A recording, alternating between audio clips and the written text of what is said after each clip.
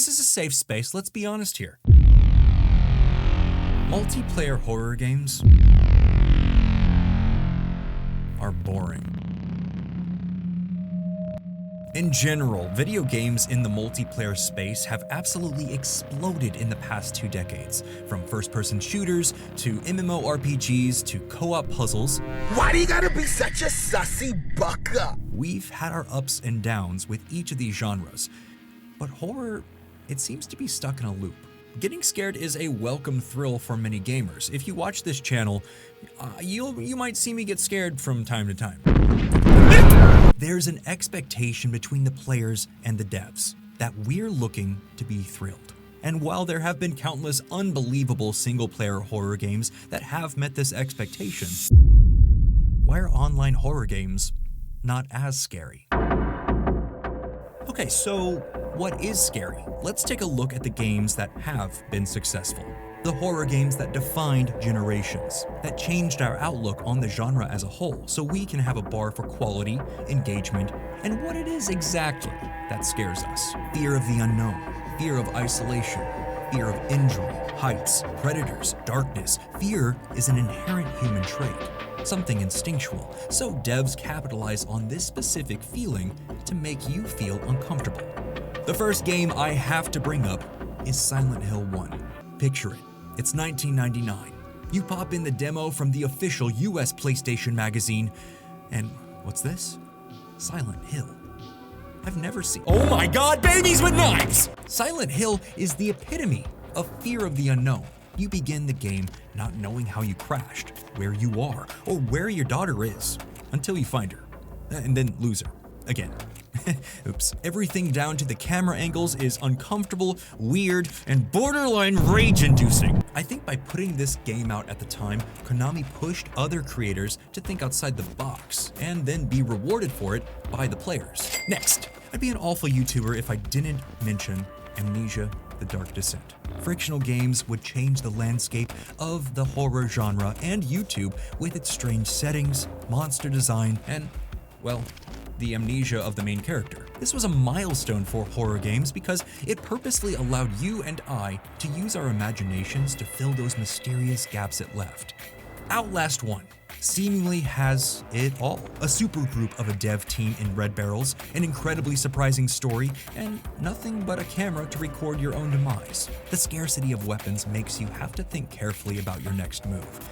And it better be fast because you can only see in the dark for as long as your camera has power. You are alone, injured, surrounded by awful psychiatric experiments, and you don't know who did all this awfulness, but you press forward. And how could you forget PT? Although Konami only gave us a taste of what almost was, this Silent Hill playable trailer made by Hideo Kojima and Guillermo del Toro took us on a long ride of unexpected nightmares.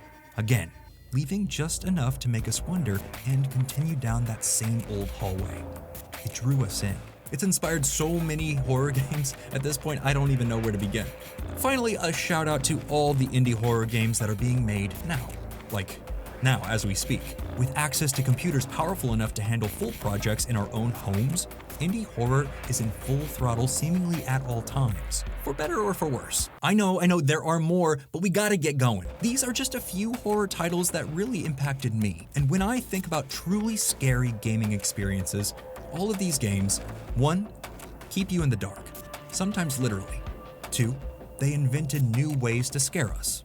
And 3, you're alone. And now that we've found a bar for what makes a game truly scary, it gives us an idea of what doesn't. Nope. Companionship, desensitization, and competitiveness. Companionship is one of the main points that jumps out to me when I think of why multiplayer horror doesn't stay scary. Online multiplayer games are inherently full of other players. Duh. Games like GTFO, Devour, Lethal Company, they surround you with others to bring you a sense of safety. And sure, they may split you up purposefully, but even the devs know it's scarier when you're alone. Lethal Company's whole audio atmosphere changes the moment you stray off or are the last one standing. While I understand why they add a false sense of safety, I personally feel it isn't a powerful enough device to rely on in the long term, and it comes up short after repetitive play.